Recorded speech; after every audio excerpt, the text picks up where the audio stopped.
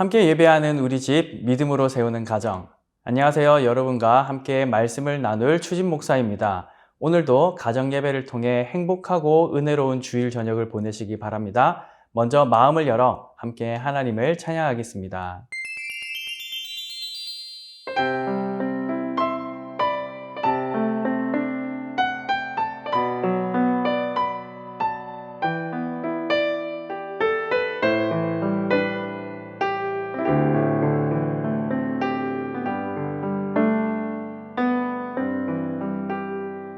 정결한 맘 주시옵소서. 오 주님, 정직한 영을 새롭게 하소서. 정결한 맘 주시옵소서. 오 주님, 정직한 영을 새롭게 하소서. 나를 주님 앞에서 멀리하지 마시고 주의 성령을 거두지 마옵소서.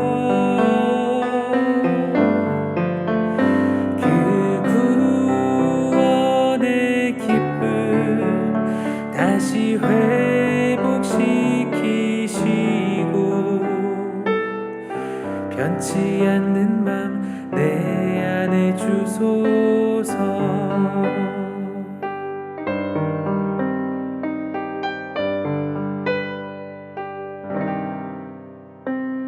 정결한 맘 주시옵소서. 오 주님, 정직한 영을 새롭게 하소서. 정결한 맘 주시옵소서. 오 주님, 정직한 영을 새롭게 하소서. 나를 주님 앞에서 멀리하지 마시고 주의 성령을 거두지 마옵소서. 그 구원의 기쁨 다시 회복시키시고 변치 않는 맘 내 안에 주소서. 나를 주님 앞에서 멀리하지 마시고 주의 성령을 거두지 마옵소서.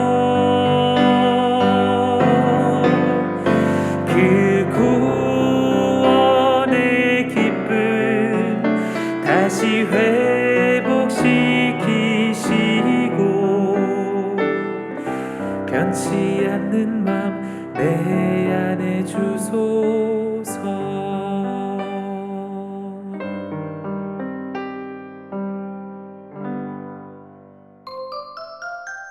함께 보실 하나님의 말씀은 사무엘하 13장 28절입니다.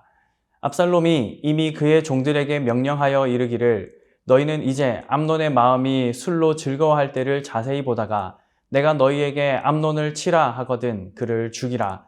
두려워하지 말라. 내가 너희에게 명령한 것이 아니냐. 너희는 담대히 용기를 내라 한지라. 아멘. 다윗은 참 모범적인 하나님의 사람입니다. 그러나 완전한 사람은 아무도 없고 다윗도 예외가 아닙니다. 그에게도 실수들이 있었는데요. 가장 큰 실수는 사무엘하 11장에 기록된 밧세바 사건입니다. 남의 아내를 탐한 이 사건은 성경에서 가장 유명한 범죄입니다. 13장 1절을 보면 그 후에 이 일이 있으니라 라고 기록합니다. 밧세바 사건 이후 다윗의 집안에서는 계속해서 크고 작은 문제가 일어나게 됨을 알 수 있습니다. 어떤 일이 일어났을까요? 다윗에게 다말이라는 딸이 있었습니다. 압살롬의 여동생이죠. 아주 아름다웠습니다. 그런데 배다른 형제인 암논이 이 다말을 너무너무 사랑했습니다. 불륜이죠. 암논은 다말 때문에 병에 걸릴 지경에 이르렀습니다. 이에 사촌인 요나담이라는 놈이 꾀를 내는데요.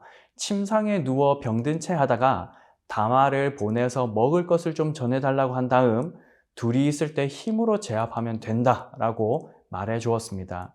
암논은 그 말대로 해서 동생인 다말을 범하였습니다. 끔찍한 사건이 일어났습니다. 율법에 의하면 반드시 돌로 쳐서 죽여야 합니다. 그러나 다윗은 이 모든 일을 듣고 심히 노하지만 그 어떤 조치도 취하지 않았습니다.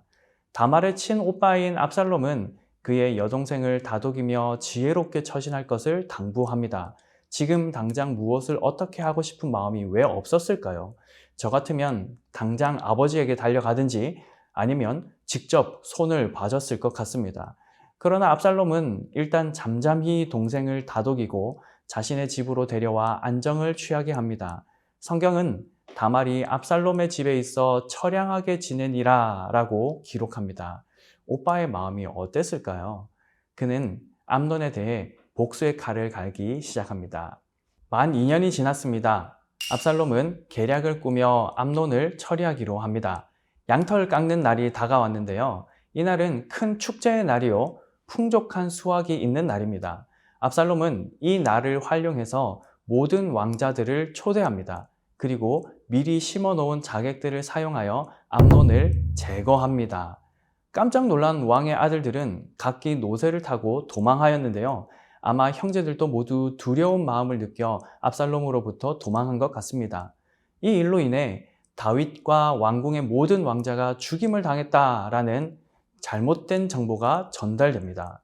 이 소식을 들은 다윗은 옷을 찢고 땅에 드러눕고 신하들도 다 옷을 찢고 다윗의 곁에 섰습니다. 그러나 소문과는 다르게 다른 왕자들은 모두 무사하고 오직 암논만 죽임을 당했다는 사실이 확인되었습니다. 이에 다윗은 안심하고 위로를 받았다라고 성경은 말하고 있죠. 한편 살인죄를 저지른 압살롬은 3년간 아람 나라의 그술 땅으로 도망갑니다. 성경은 다윗의 마음은 압살롬을 향해 간절했다라고 기록하고 있습니다.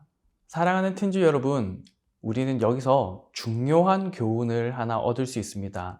죄는 또 다른 죄를 낳는다라는 사실입니다. 암논이 동생을 범하는 죄를 저질렀습니다. 이때 다윗은 아들의 범죄에 대해 정확한 체벌과 징계를 줘야 했습니다. 그러나 악한 일에 마땅한 보응을 하지 않고 넘어가니 억울한 자가 생깁니다. 2년 후에 압살롬이 암논을 살해하였습니다.